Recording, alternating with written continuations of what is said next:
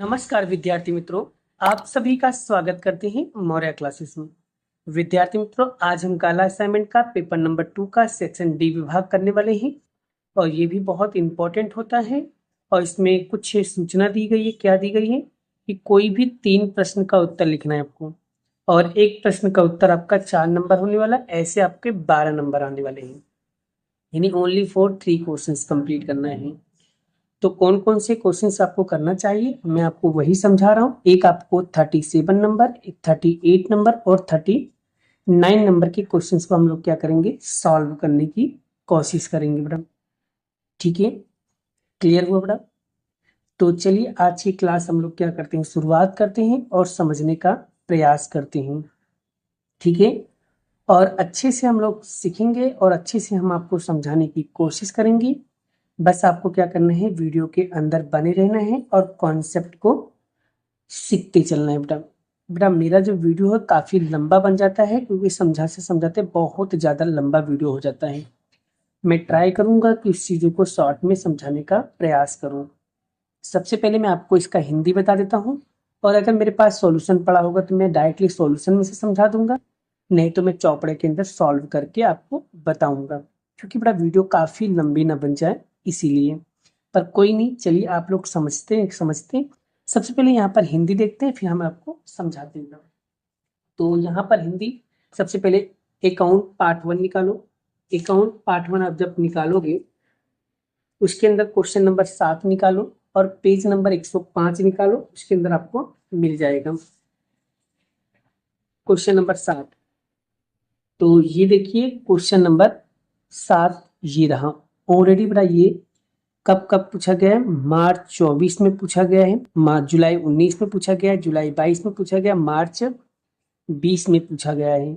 इतनी बार ये क्वेश्चन पूछा गया है तो ये इसलिए हम कह सकते हैं कि ये वाला क्वेश्चन जो है बड़ा वो 100% इम्पोर्टेंट क्वेश्चन है। तो प्लीज ऐसे क्वेश्चंस को बड़ा इग्नोर मत करिएगा और सीखने का प्रयास करो। सच में बड़ा इजी है और आ जाएगा।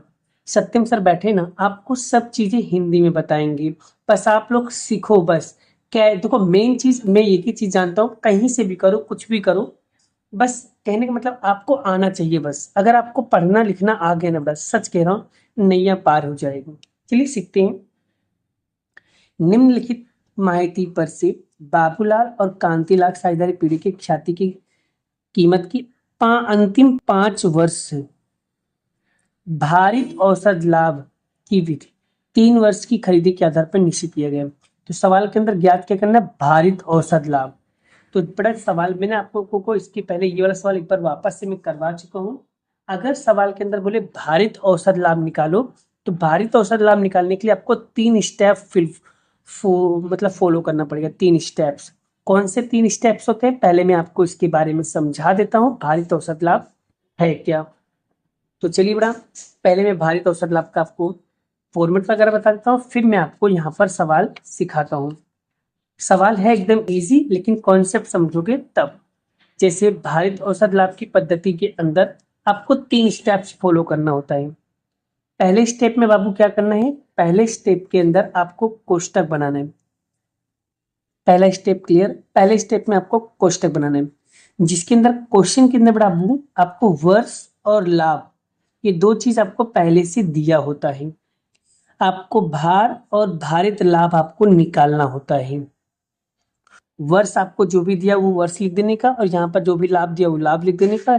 भार आपको नंबर डाल देने का, 1 2 3 4 5 6 7 8 9 10, जितना नंबर जितना वर्ष उतना नंबर डाल देने का। और फिर दूसरा नंबर और तीसरे नंबर का कॉलम को क्या करना, मल्टीप्लाई। चौथा कॉलम दूसरा इंटू, यानी लाभ गुणे भार करेंगे तो हमको क्या करेंगे, भारित लाभ मिल जाता है बेटा।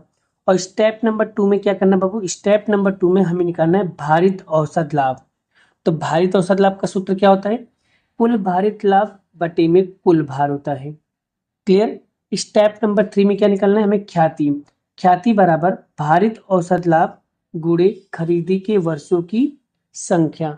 बस इतना स्टेप्स अगर आपने याद कर लिए, मात्र 3 स्टेप्स अगर आपने याद कर लिया, जिसमें पहले नंबर पे कोष्टक बनाना है, दूसरे नंबर पे भारित औसत लाभ निकालना है, तीसरे नंबर पे ख्याति निकालना है।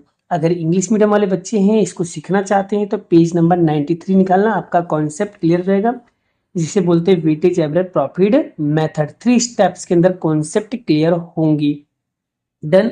अब बेटा मैं इसके आंसर्स में आपको दिखा देता हूँ। बेटा मेरे पास देखो बेटा, मैं सॉल्व करने जाऊंगा तो बहुत टाइम जाएगा, इसलिए बेटा मेरे पास सॉल्यूशन पड़ा हुआ है, तो मैं उसी सॉल्यूशन को आपको समझाने का प्रयास करता हूँ। आपके कॉन्सेप्ट क्या हो जाएंगे, क्लियर हो जाएंगे। हिंदी में मैं समझाऊंगा, उसका टेंशन मत लो। ठीक है, हिंदी में मैं समझाऊंगा, उसका टेंशन मत लो। बस आपको क्या करना है, समझना है और सीखना है। बस जैसा मैं बता रहा हूँ वैसा करते जाइए, आपका काम हो जाएगा। ठीक है, डन। चलिए, साथ में बड़ा ये क्वेश्चन बड़ा यहाँ पर मैं साथ में रख देता हूँ। ठीक है, और यहाँ पर मैं बड़ा सॉल्यूशन रखना हूँ। ठीक है, ये सॉल्यूशन मैं यहाँ पर रख दिया हूँ। देख सकते हो बड़ा, मार्च 24 में, जुलाई 19 में, मार्च 22 में और मार्च 20 में भी पूछा गया क्वेश्चन था बड़ा। ठीक है, क्लियर। तो बड़ा यहाँ पर जो क्वेश्चंस दिया गया है वो क्वेश्चन ये रहा। तो सबसे पहले हम लोग क्या करेंगे, स्टेप 1। तो यहाँ पर हम लिख देंगे स्टेप नंबर 1। स्टेप नंबर 1 में हम क्या करेंगे, ऐसा टेबल बनाएंगे। टेबल के बारे में मैंने अभी बताया। पहले वर्ष, और यहाँ पर नफो मतलब होता है लाभ। क्या होता है, लाभ। और भार, फिर भारित लाभ कैसे निकालोगे, लाभ गुणे भार कर दोगे तो आपको भारित लाभ मिलेगा। तो बड़ा पहले आपको क्या करना है, ये जो वर्ष दिया है तो पूरा का पूरा वर्ष लिख दो, लाभ दिया है तो पूरा का पूरा लाभ लिख दो। फिर भार कैसे लिखोगे, जितने लाभ होंगे उतने भार लिख दो, 1 2 3 4 5 लिख दिया। ठीक है, फिर उसके बाद ये भार का टोटल मारोगे तो कुल भार आपका मिलेगा 15। देखो टेबल जितना अच्छे से बनाओगे उतना अच्छे मार्क्स मिलेंगे। भारित लाभ कैसे निकालोगे, लाभ गुणे भार करो, तो ये पूरा का पूरा लिख दो बड़ा। लिखेंगे कुल भारित लाभ। अब ये कैसे आया बाबू, इसको ध्यान से सुको बड़ा।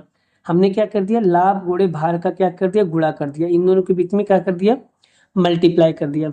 यानी 40,000 गुणे 1 करेंगे तो 40,000 मिलेगा। 60,000 गुणे 2 करेंगे तो 1,20,000 मिलेगा। 75,000 गुणे 3 करेंगे तो 2,25,000 मिलेगा। 90,000 गुणे 4 करेंगे 3,60,000 मिलेगा। 1,20,000 गुणे 5 करेंगे तो 6 लाख मिलेगा। सभी का टोटल मार दोगे तो आपको मिलेगा 13,45,000, आपको क्या मिलेगा, आंसर मिलेगा। क्लियर। उसके बाद स्टेप नंबर हम लोग क्या लिखेंगे बेटा, स्टेप नंबर 2 में हम क्या लिखेंगे, सूत्र लगाएंगे। तो भारित औसत लाभ, तो क्या लिखेंगे, भारित औसत लाभ। तो भारित औसत लाभ बराबर कुल भारित लाभ बटे में कुल भार। तो कुल भारित लाभ कितना दिया है, 13,45,000, और कुल भार कितना दिया है, 15। तो बस भाग दे दो, भाग देने पे आपको आंसर मिलेगा ये। ठीक है, फिर स्टेप नंबर 3 में क्या निकालोगे, ख्याति। स्टेप नंबर 3 में क्या लिखोगे, ख्याति। क्या बोलते हैं, ख्याति। तो ख्याति बराबर भारित औसत लाभ गुणे खरीदी वर्षों की संख्या। खरीदी की वर्षों की संख्या। तो बड़ा आपका यहाँ पर जो भी उत्तर है ना, उसके उत्तर को लिखना है 89666 इंटू 3। और 3 कहाँ से लिखोगे, तो यहाँ पर देखो कितने वर्ष के लिए बोला है, 3 वर्ष के लिए बोला है आपको। तो यहाँ पर आपको क्या लिखना है, 3 लिखना है। तो इन दोनों को मल्टीप्लाई करोगे तो आपको मिलेगा ये। क्लियर हुआ। तो यानी आपका रियल खाती क्या कितना आगे बढ़ा, 2,69,000 आपका क्या हो जाएगा, फाइनल आंसर होगा। आई होप, आशा करता हूं कि बेटा आप लोगों को ये तीनों 3 स्टेप्स क्लियर हो गया। पहला स्टेप हमारा ये है, और दूसरा स्टेप हमारा ये है, और तीसरा स्टेप ये है। अगर आपको समझ में आ गया ना, एक बार बेटा लाइक कर दो ऐसे, या कमेंट कर दो, हाँ सर ये वाला सवाल हमको आ गया।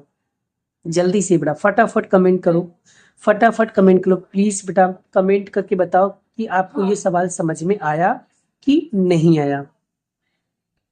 चलिए बच्चों, अच्छा बताओ ये क्वेश्चन आपको समझ में आ गया। आगे बढ़े बेटा। बेटा 4 नंबर में आता है एग्जाम में, 4 नंबर में आपको ये सारे सवाल प्रैक्टिस करना होगा। अभी जाके घर पे ना स्क्रीनशॉट पार लो, और होमवर्क में यही क्वेश्चन को आपको क्या करना है, नोटबुक में लिख लेना। और मैं एग्जाम में जब जाना ना, तो काला के सारे सॉल्यूशन करके जाना बेटा। यस, खाली काला करके चले जाओगे ना बेटा, आपके 90-95 नंबर तो ऐसे ही आ जाएगा। लेकिन मैं कहता हूँ कि कोई भी चीज सोल्व करो, आपको आना चाहिए बस। ठीक है, चलिए बढ़े बढ़े आगे वाले नेक्स्ट क्वेश्चन की ओर बढ़े। चलिए ठीक है, नेक्स्ट क्वेश्चन क्या लिखा है 38 नंबर बड़ा। इसका अगर आपको हिंदी चाहिए तो उदाहरण number 5, page number 95, chapter number 3, part 1। चलिए बड़ा निकालता हूँ, उदाहरण नंबर 5 निकालो बड़ा, मेरे साथ ही निकालो उदाहरण नंबर 5। ठीक है, निकालिए बड़ा, उदाहरण नंबर 5 निकाल लिया। ठीक, चलिए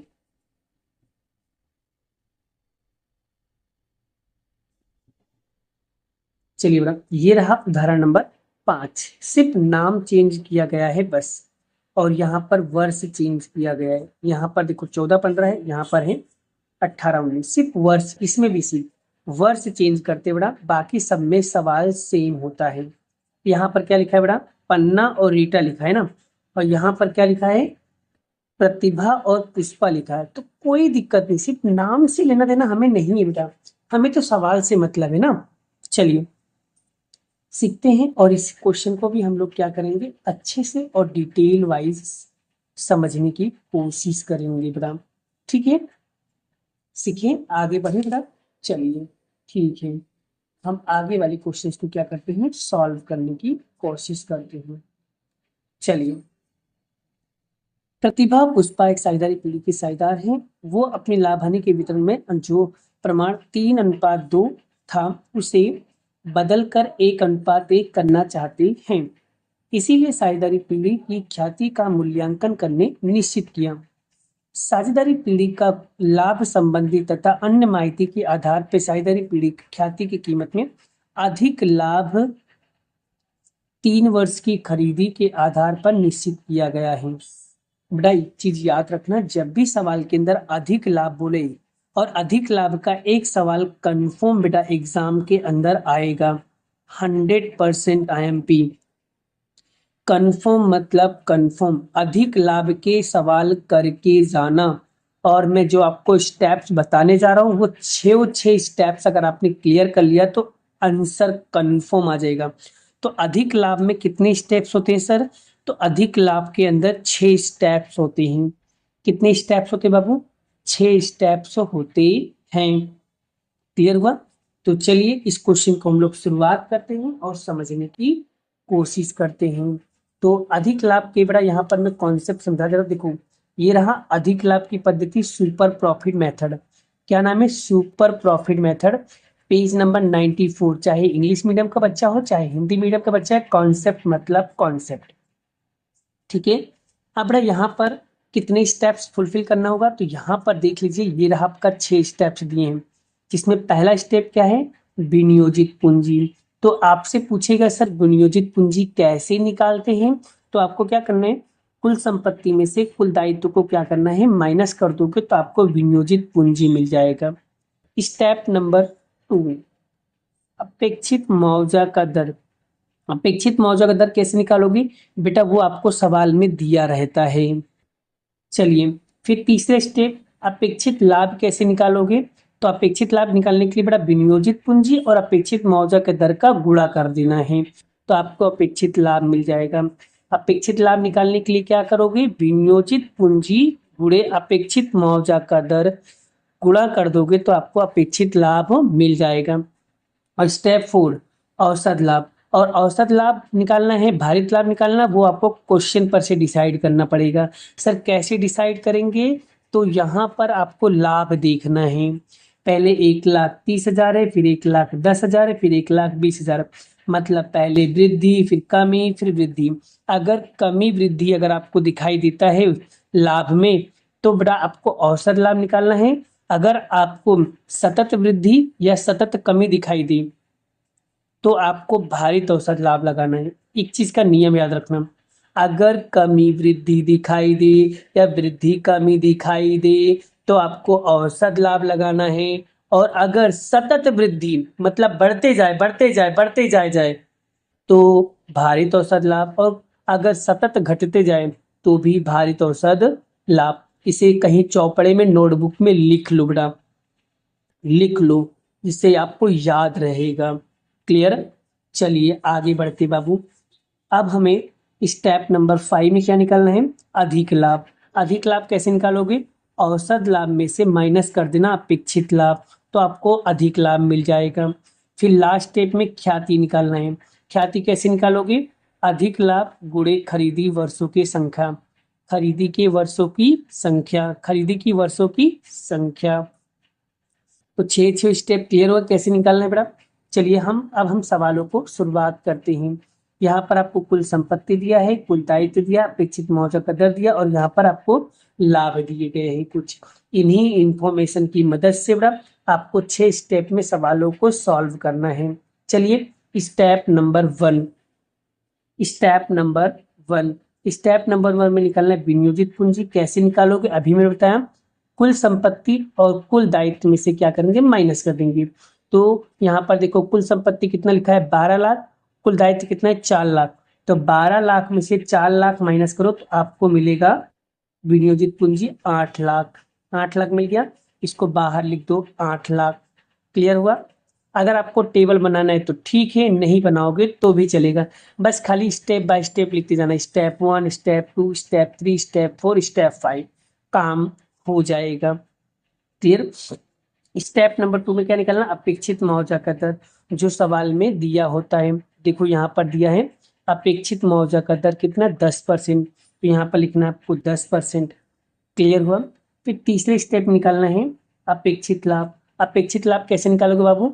विनियोजित पूंजी इंटू अपेक्षित मुआवजा का दर। तो विनियोजित पूंजी कितना दिया? 8 लाख, गुणे करेंगे 10%, तो कितना आएगा बाबू? 80,000 आएगा। कितना आएगा? 80,000 आएगा। तो आपको तीसरा स्टेप्स भी क्लियर। चौथे स्टेप में निकालना है औसत लाभ। औसत लाभ बच्चों का खेल है बेटा, आपको आता ही है। ये वर्ष और लाभ, वर्ष और लाभ लिख दो। फिर उसके बाद क्या करो, ये जितने लाभ हैं ये तीनों लाभ को आपको क्या करना है? जोड़ देना है। कितना आया? 3,60,000। और औसत लाभ का सूत्र क्या होता है बाबू? औसत लाभ का सूत्र होता है, औसत लाभ का सूत्र होता है कुल लाभ बटे में वर्षों की संख्या। कुल लाभ हमने कितना निकाला? 3,60,000। वर्षों की संख्या कितनी? 3 वर्ष थे, तो 3 से हमने भाग दे दिया। तो जब 3 से भाग देंगे तो औसत लाभ हमको कितना मिलेगा? 1,20,000 आएगा। 1,20,000 आएगा। फिर स्टेप नंबर 5। स्टेप नंबर 5 कैसे निकालोगे? अधिक लाभ। तो क्या करेंगे? औसत लाभ में से अपेक्षित लाभ क्या करेंगे? माइनस करेंगे। तो औसत लाभ हमने कितना निकाला अभी? 1,20,000। और अपेक्षित लाभ हमने कितना निकाला था? तो यहाँ पर देख लो, अपेक्षित लाभ हमने निकाला था बड़ा 80,000 निकाला था। तो बस माइनस कर दो। तो 1,20,000 में से 80,000 माइनस करेंगे तो हमको 40,000 मिलेगा। 40,000 हमने लिख दिया यहाँ पर। फिर उसके बाद लास्ट स्टेप में क्या निकालेंगे? ख्याति। कैसे? अधिक लाभ गुणे खरीदी के वर्षों की संख्या। अधिक लाभ कितना निकाला हमने? 40,000 गुणे खरीदी के वर्ष कितना दिया बाबू? तो खरीदी के वर्ष दिया है 3 वर्ष। कितना दिया है? 3 वर्ष दिया है। तो यहाँ पर हम लिखेंगे गुणे 3। तो गुणा कर देंगे, कितना आएगा ख्याति? 1,20,000 क्या आएगा? ख्याति की कीमत आएगी। आई होप, आशा करता हूँ बड़ा आपको ये टॉपिक्स बहुत बेहतर वे में समझ में आ गया होगा। अगर आपको मेरा वीडियो सच में एक एक कॉन्सेप्ट समझ में आ रहा है कि कैसे सर ने निकाला है, कैसे सर ने सवालों को समझाया है, अगर वो स्टेप बाय स्टेप अगर आपके कॉन्सेप्ट क्लियर है ना, तो दुनिया का कोई ताकत नहीं है कि आपको फेल कर दे बेटा। मैं इसलिए सारे क्वेश्चन को स्टेप बाय स्टेप समझाने की कोशिश करता हूँ। और सबसे मोस्ट इम्पोर्टेंट होता है बड़ा क्वेश्चन को समझना। अगर आप क्वेश्चन समझ ही नहीं पाओगे तो आप निकालोगे कैसे, आप सॉल्व कैसे करोगे? इसलिए मेस्ट सबसे इम्पोर्टेंट ये कि क्वेश्चन को रीड किया करो कि क्या निकालना है, और उस हिसाब से सोचा करो कैसे सॉल्व करना है। फिर दिमाग में फिट किया करो फॉर्मूला कौन सा लगेगा। फिर उसमें ये दिमाग लगाओ कितने स्टेप्स हैं, क्योंकि अगर स्टेप्स की मदद से सॉल्व करोगे तो माइंड एकदम क्लियर रहेगा। जैसे मैंने कहा सर अधिक लाभ, तो 6 स्टेप। मैंने पूछा भारित लाभ, आपने बोला 3 स्टेप। मैंने बोला औसत लाभ, आपने बोला 2 स्टेप। तो इस तरीके से कॉन्सेप्ट क्लियर होना चाहिए, कॉन्सेप्ट क्लियर होना चाहिए। ठीक है, चलिए बढ़ते हैं नेक्स्ट क्वेश्चन की ओर।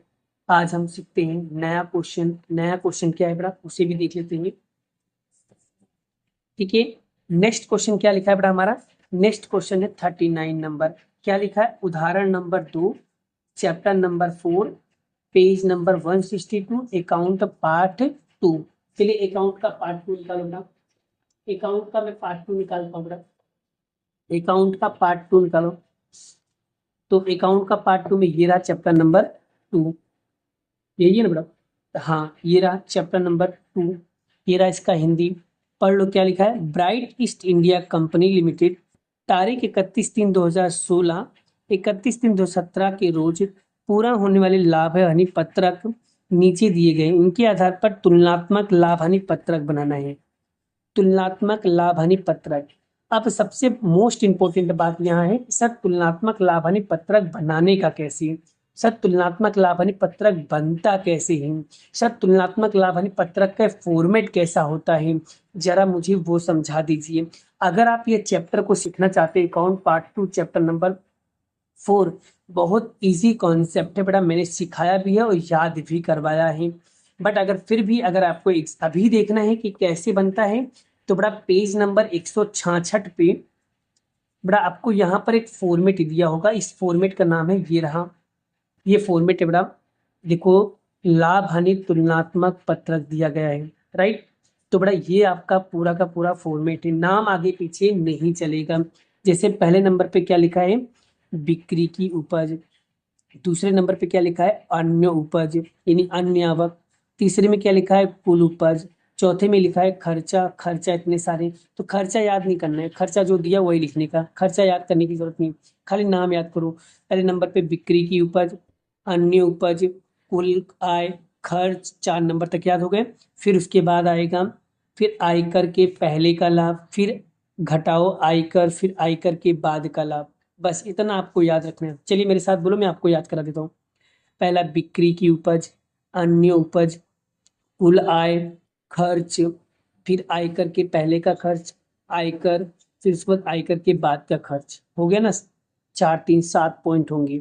पहला स्टेप क्या था, बिक्री की उपज। दूसरा अन्य आवक। तीसरा अन्य खर्च, सॉरी कुल उपज। फिर उसके बाद खर्चा, फिर उसके बाद आएगा आयकर के बाद पहले का खर्चा, फिर आयकर, फिर आयकर के बाद का खर्चा।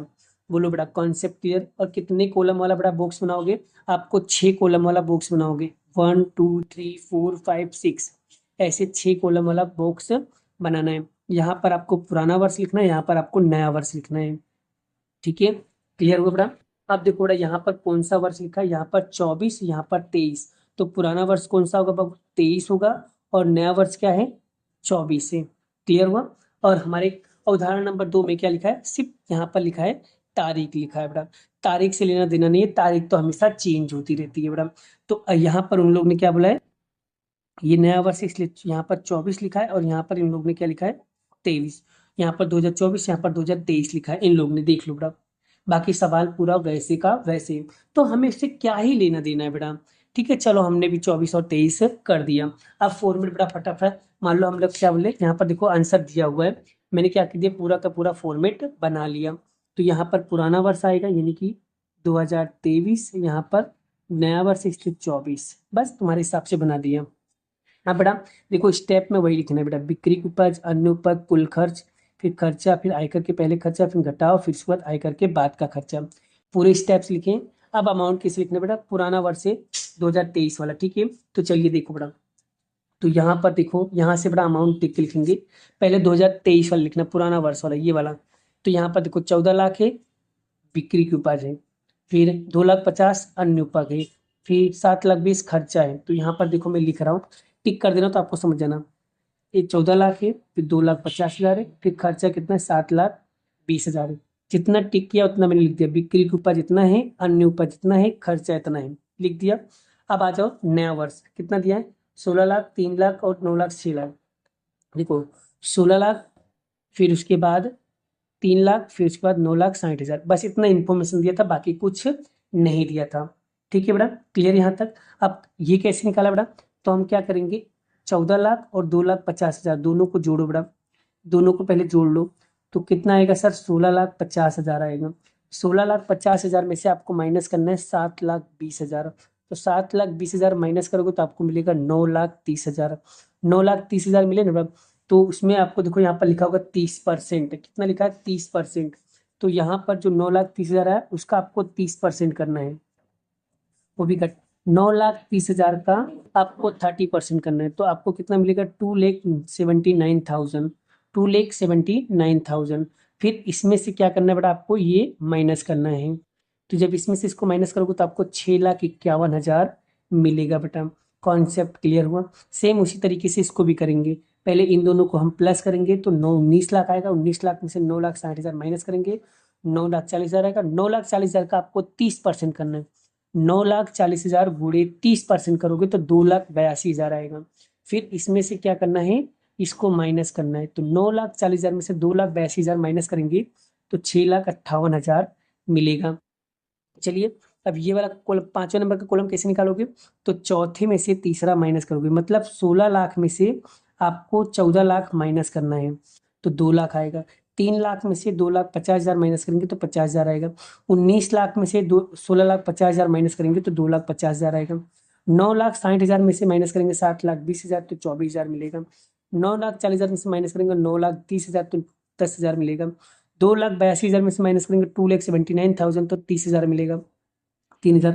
फिर 6,58,000 में से माइनस करेंगे 6,51,000 तो आपको मिलेगा 7,000। बोलो ये कॉलम भी आ गया। अब ये कैसे निकालना है, इसके लिए बहुत इंपॉर्टेंट है, एक में कोई भी निकाल के दिखाता हूँ। तो छठा कॉलम कैसे निकालोगे, 5वां कॉलम डिवाइड बाय तीसरा कॉलम गुणे 100। तो 5वां कॉलम कितना, ये रहा। पहले ना खाली एक निकाल रहा हूँ, कितना आएगा, 2 लाख है, तो यहाँ लिखेंगे 2 लाख, ठीक है। फिर तीसरा कॉलम, तो तीसरा कॉलम ये रहा 14, यहाँ लिखेंगे 14 लाख। फिर गुणे क्या करेंगे 100, तो 2 लाख गुणे 100 भागे 14 लाख करोगे तो आपको मिलेगा 14.29। फिर वैसे इसको भी 50,000 भागे 2,50,000 गुणे 100 करोगे तो आपको ये मिलेगा। इसको भी वैसे ही 2,50,000 गुणे 100 भागे 16,50,000 करोगे तो इतना मिलेगा। फिर 2,40,000 गुणे 100 भागे 7,20,000 करोगे तो आपको ये मिलेगा। फिर 10,000 गुणे 100 भागे 9,30,000 करोगे तो 1.08 मिलेगा। फिर 3,000 गुणे 100 भागे 2,79,000 करोगे तो आपको 1.08 मिलेगा। फिर 7,000 गुणे 100 भागे 6,51,000 करोगे तो आपको मिलेगा 1.08। अगर बेटा एग्जाम में ये तीनों तीन आंसर एक जैसा मिल जाए, लास्ट में तीन आंसर एक जैसा मिल जाए, तो समझ जाना आपका सवाल का जो आंसर है वो कैसा है बेटा, बिल्कुल सही है। ये याद, ये भी आप चेक कर सकते हो, सवाल सही है गलत है पता कर सकते हो। अगर तीनों आंसर एक जैसा मिले, अगर तीनों आंसर एक जैसा मिले तो समझ जाना आपका सवाल क्या है, एकदम करेक्ट है, एकदम सही है। बोलो बेटा, क्लियर हुआ। आई होप, आशा करता हूँ बेटा आपको ये टॉपिक्स बहुत अच्छे से क्लियर हो रहा है। पहली चीज, कॉलम बनाना मत भूला करो बेटा। बहुत सारे बच्चे क्या करते हैं मालूम है, टेबल बनाना ही भूल जाते हैं, और जिसके कारण आपके क्या होते हैं, मार्क्स कट जाते हैं। तो उसके लिए टेंशन मत लिया करो, पहले टेबल समझा करो, टेबल बनाना कैसे है, सॉल्व करना कैसे है। क्योंकि जब आपको सॉल्व करना, टेबल बनाना ही नहीं आएगी, आगे के सवाल कैसे ही तुम करोगे। जब आपको यही नहीं पता है कि टेबल बनाना कैसे है, तो क्या ही तुम कर पाओगे बेटा, ठीक है। तो यहाँ पर आपको बड़ा ये हेडिंग डालना पड़ेगा। अगर आप इस चैप्टर को सीखना चाहते हो तो हेडिंग डालना मत भूलना, क्योंकि हेडिंग के भी मार्क्स मिलते हैं। तो हेडिंग डालना मत भूला करो बाबू, ये सब क्वेश्चन में दिया होता है, बस देख कर लिखना भी होता है। अगर देख के भी नहीं लिख पाओगे तो क्या ही मतलब है यार। पहले मुझे बताओ बेटा, एक एक कॉलम के एक एक टॉपिक क्लियर हुआ, समझ में आया। अगर समझ में आया तो वीडियो को अभी इसी वक्त एक बार लाइक कर दो, जिससे मुझे पता चले कि मेरे बच्चों को मेरे क्वेश्चन समझ में आ रहे हैं, और मैं उन्हें अगर कराऊंगा तो अच्छे तरीके से कर भी पाएंगे। तो बस इसी तरीके से मेहनत करते रहो। और बेटा आने वाले लेक्चर में बेटा मैं आपको पेपर नंबर 3 के सेक्शन सी और डी कराने वाला हूँ। मिलते हैं नेक्स्ट वीडियो में नेक्स्ट लेक्चर के साथ। जय श्री कृष्ण, राधे कृष्ण की जय, जय माता दी दोस्तों। Bye bye, Radhe Radhe.